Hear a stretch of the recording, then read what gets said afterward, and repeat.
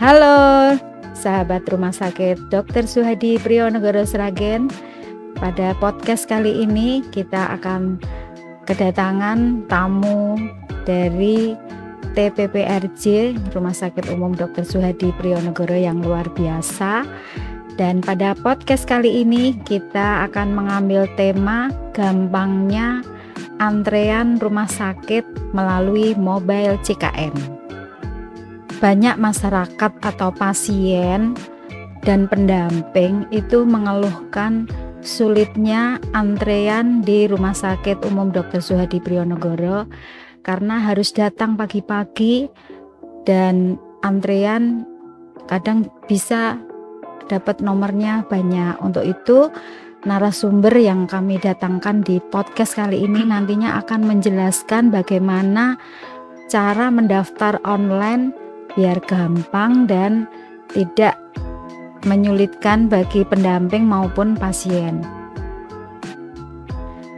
Monggo Ibu Erna mungkin bisa memberikan informasi atau memperkenalkan diri bagaimana atau TPPRJ itu apa, mungkin nanti bisa dijelaskan atau mungkin nanti bagaimana pendaftaran melalui online yang banyak masyarakat ketahui dengan mobile JKN itu seperti apa, mungkin bisa dijelaskan.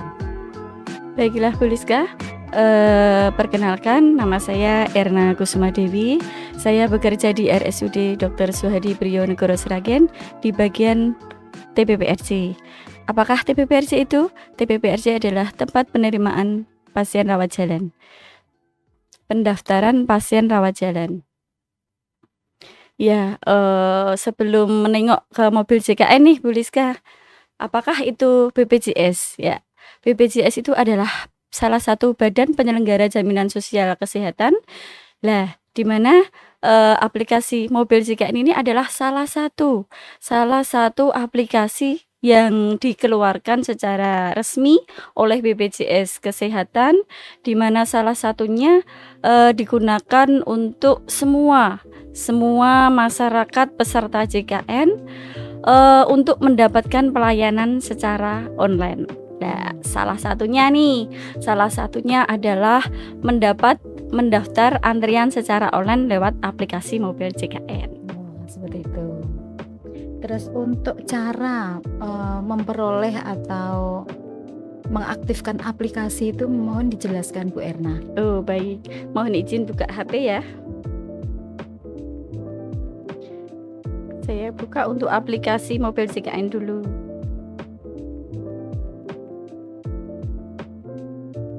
Nih, untuk mendapatkan antrian lewat JKN, antrian online secara JKN itu pastikan sudah mendownload aplikasi mobil JKN, baik lewat Play Store atau App Store. Kemudian login memakai NIK atau nomor kartu BPJS, passwordnya. Kalau belum punya, pastikan daftar terlebih dahulu. Nah, setelah itu masuk, pilih menu pendaftaran atau layanan antrian online. Nah, untuk pemeriksaan di rumah sakit, apabila kita pengen periksa ke rumah sakit, pilih salah satu vaskes tingkat lanjut. Nah, setelah itu kita pilih poli yang dituju, dokter, serta nanti klik tanggal. Nah, ini Bu Rizka, untuk tanggalnya ini dipastikan sudah memiliki surat kontrol secara online. Setelah itu konfirmasi dan keluarlah nomor antrian secara online. Itu berarti pendamping bisa melakukan itu pakai HP pribadi ya Bu Erna ya? Untuk aplikasi mobil JKN ini apabila dalam satu kakak Bu Liska HP 1, tapi peserta yang sakit itu terdaftar dalam satu kakak pasti bisa. Misalnya orang tua kita yang sakit, kita belum menikah. Lah di situ nanti kita ada kepesertaan anggota. Lah di situ nanti kita bisa mendaftar lewat satu HP saja. Oh, berarti satu HP untuk satu kakak. Betul Bu Liska. Berarti mudah sekali ya Bu? Ya, sangat gampang. Oh ya, terus selanjutnya ini tips penting terkait antrian online. Tipnya yang mungkin gampang dilakukan oleh masyarakat yang gaptek gitu. Mungkin ada tip yang bisa membantu begitu, Bu Erna? Untuk tip ini pastikan sebelum membuat akun tadi ya, pastikan bahwa di HP-nya itu terdapat pulsa, di mana pulsa ini kegunaannya untuk mengkonfirmasi kode OTP dari pihak BPJS, ataupun nanti untuk sinyal internet ataupun ini harus stabil. Kalau tidak mungkin terdapat kesulitan-kesulitan sepertinya seharusnya sudah tercantum, sudah terdaftar nomor antrian, karena internet tidak stabil mengakibatkan terjadi gangguan dan sering tidak muncul kayak gitu, Bu Rizka. Berarti harus menyiapkan pulsa, internetnya juga sudah harus stabil, begitu ya? Iya, Bu Rizka. Terus untuk cara mendaftar online itu apakah ada syarat-syaratnya? Mungkin syarat untuk mendaftarnya itu? Untuk syaratnya, untuk yang pertama sediakan KTP. Kalau tidak ada KTP ya kakak mungkin belum ber-KTP ya Bu Rizka. Terus alamat email dipastikan aktif.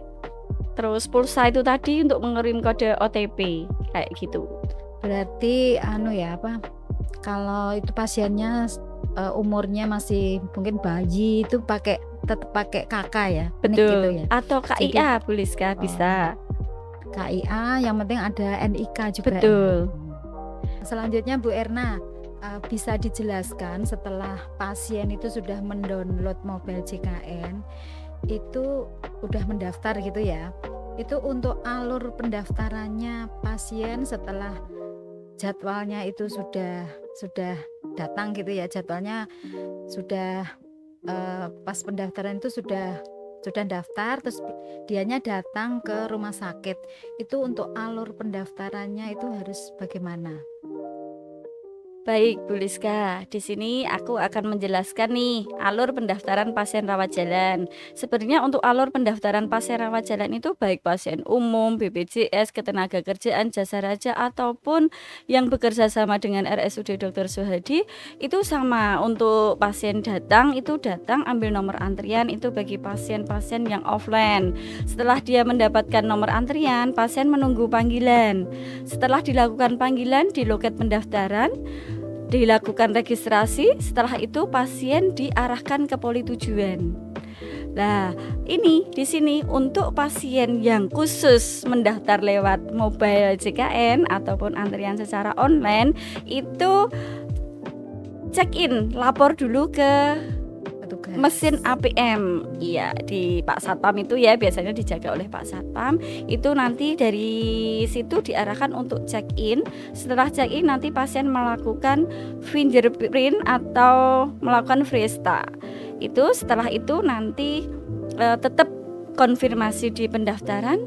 Setelah itu, setelah dilakukan registrasi, pasien diarahkan ke poli tujuan. Begitu Bu Tadi Rizka. ada kalimat Fiesta itu, Ya. mohon dijelaskan. Oh iya, untuk Fresta itu salah satu aplikasi juga yang dimiliki oleh BPJS Kesehatan untuk mengetahui scan wajah dari pasien itu. Jadi kalau misalnya mewakili pasiennya, Mbak pasienku misalnya gitu ya, Mbak pasienku ini kondisinya itu lemah, ini tidak bisa ini mau minta obat aja nih misalnya. Nah di situ dengan adanya Fresta atau lewat fingerprint sidik jari itu tidak bisa diwakilkan. Jadi memang benar-benar pasien itu harus datang. Begitu Bu Rizka. Jadi kalau untuk Fiesta itu harus foto wajahnya pasien itu. Betul. Nggak bisa diwakilkan. Tidak bisa. Ya, seperti itu. Biasanya kan pasien sakit, biasanya nggak bisa difoto gitu. Jadi tetap tidak bisa dilayani. Sebenarnya kalau pasiennya datang bukannya tidak dilayani ya. Kita coba dulu alternatif yang pertama, dilakukan scan wajah atau lewat Fresta itu tadi. Apabila di Fresta tetap gagal, pastikan untuk sidik jari atau fingerprint lewat alat fingerprint atau sidik jari. Nah, di situ apabila dua-duanya itu memang tidak bisa ataupun pasien sudah berumur rata-rata kalau kayak gitu tuh umurnya 90 lebih ya, 90 berapa gitu. Mungkin sidiknya itu sudah halus. Terus untuk wajahnya mungkin terekamnya dengan pas di capilnya itu beda ya. Itu nanti kita kondisikan seperti kita ngecek BPJS-nya, NIK-nya ataupun lewat KK itu nanti kita samakan, cocokkan apakah memang benar-benar milik pasien. Apabila nanti benar-benar milik pasien tetap kita layani dengan cara kita ajukan approval ke BPJS. Begitu Bu Liska. Jadi ya. tidak ada masalah ya. Tidak ada. Tetap dari rumah sakit tetap melayani. Ya, betul, tetap kita layani.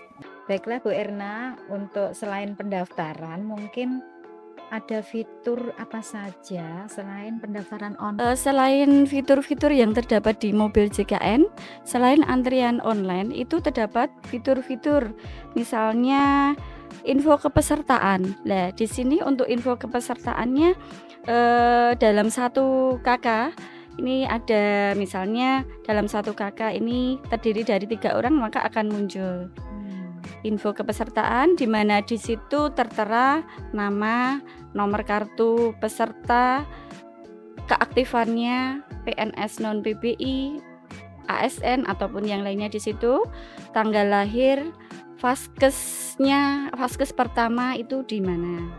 Nah, di sini juga salah satu fiturnya yaitu kartu BPJS. Jadi kita sebagai peserta itu tidak perlu mencetak kartu BPJS apabila periksa pasti kan biasanya ditanya kartunya bawa ndak ya Bu, Bapak kayak gitu. Lah, kita cukup menunjukkan di aplikasi mobil JKN bahwa kepesertaan kita ada di situ. Jadi kita tidak susah untuk mencetak kartu BPJS-nya. Di samping nggak usah mencetak, mungkin dengan menunjukkan NIK aja sudah cukup ya? Ya, sebenarnya juga menunjukkan KTP aja sudah cukup. Tapi kan kadang ada peserta JKN itu kurang percaya diri kalau tidak mempunyai kartu BPJS. Lah, salah satu solusinya nih, monggo kita download mobil JKN. Nanti di situ sudah terdapat kepesertaan dari kartu BPJS ataupun kepesertaan yang lainnya. Biasanya kan pasien itu kalau tidak punya kartu itu sepertinya tidak menjadi peserta BPJS gitu. Iya, biasanya betul. Sering di pengaduan itu dijelaskan juga kalau nggak usah bawa kartu peserta, cukup pakai NIK aja gitu. Masyarakat sudah begitu gampangnya. Ternyata kalau mendaftar ke BPJS sebagai pasien seperti itu. Berarti kesimpulannya begitu mudah atau gampangnya mendaftar di rumah sakit dengan mobil JKN itu keuntungannya apa saja, mungkin bisa dijelaskan Bu Erna? Oh, baik. Keuntungan dari mendaftar secara online lewat aplikasi mobil JKN yang pertama itu pasti tidak datang pagi-pagi, terus menghemat waktu juga, terus menghindari kerumunan nih, kan banyak pasien kan, di situ ada berbagai macam penyakit sehingga dengan mendaftar mobil JKN baik di rumah di mana saja itu pasti sangat gampang sekali dan memberikan keuntungan bagi kita semua ya. Selain proses administrasinya juga lebih cepat, bisa memilih dokter, terus mengurangi resiko ditolak juga kayak gitu. Jadi untuk bagi peserta JKN jangan ragu, monggo untuk proses pendaftaran online lewat mobil JKN itu sangat-sangat mudah, cepat, aman, dan aplikasi resmi dari BPJS Kesehatan. Gitu, berarti untuk seluruh kepesertaan BPJS itu wajib mempunyai mobil JKN ya Bu Erna ya? Diwajibkan biar mudah gitu. Ya, sebenarnya untuk wajib atau tidaknya tergantung pemakai junnya juga ya Bu Liska ya. Kadang ada simbah-simbah bapak-bapak yang sudah tua, kemungkinan kan tidak mungkin kan memiliki HP ataupun kendala-kendala yang ada di masyarakat atau di pelayanan itu sangatlah gimana ya, SDM-nya itu mungkin juga kurang gitu. Nggih. Jadi untuk yang gaptek itu istilahnya, kalau untuk simbah-simbah itu bisa dibantu dengan keluarga yang lain gitu ya, Iya, untuk bisa. mendaftarkan ya. Terima kasih. Dan untuk inovasi yang dimiliki di Rumah Sakit Umum Dr. Suhadi Priionegoro, mungkin dari tempat pendaftaran rawat jalan, mungkin inovasinya apa biar nanti masyarakat itu lebih mudah lagi, lebih gampang lagi. Mungkin ada inovasi yang lain itu Bu Erna? Ya, untuk inovasi dari RSUD Dr. Suhadi Priionegoro Sragen ini salah satunya mengadakan sosialisasi ke pasien. Jadi setiap hari Senin kita akan sosialisasi tentang aplikasi mobil JKN, terutama pendaftaran secara online, itu yang pertama. Untuk yang kedua, diadakannya pojok JKN, di mana pojok JKN ini digunakan bagi peserta-peserta yang masih mengalami kesulitan tentang sekitaran mobil JKN, seperti cara mendownloadnya, bagaimana cara mendaftar secara online-nya itu bagaimana, kayak gitu. Jadi apabila terdapat kayak BPJS tidak aktif karena premi lah, itu pasti kita bantu di pojok mobil JKN. Oh, berarti di Rumah Sakit Umum Dr. Suhadi Priionegoro sudah menyediakan pojok mobil JKN yang nantinya apabila pasien atau pendamping ada kesulitan itu bisa konsultasi atau bisa tanya-tanya di pojok mobil JKN gitu. Iya, betul Bu Liska. Selain itu juga kita nanti di tempat pendaftaran pasien rawat jalan juga bisa membantu Bu Liska. Apabila ada pasien yang pengen tanya di tempat pendaftaran, kita terbuka, monggo siapa yang tanya sekitaran mobil JKN, kita pasti bantu. Oh, ya. Terima kasih Bu Erna sudah banyak menjelaskan tentang keluhan-keluhan dari pasien ataupun pendamping terkait dengan pendaftaran di Rumah Sakit Umum Dr. Suhadi Priionegoro. Mudah-mudahan dengan info ini, penjelasan dari narasumber nanti bisa membantu pasien atau masyarakat yang datang di Rumah Sakit Umum Dr. Suhadi Priionegoro. Terima kasih Bu Erna atas kerawuhannya. Semoga Bu Erna nanti apabila ada info-info terkait pendaftaran itu nanti bisa berbagi dengan sahabat-sahabat Rumah Sakit Umum Dr. Suhadi Priionegoro Sragen. Terima kasih Bu Erna. Wassalamualaikum warahmatullahi wabarakatuh. Waalaikumsalam warahmatullahi wabarakatuh. Terima kasih podcast kali ini. Untuk podcast berikutnya nanti akan mendatangkan narasumber yang lebih menarik dan mungkin lebih luar biasa lagi. RSUD Dr. Suhadi Priionegoro Sragen. Baktiku Untukmu.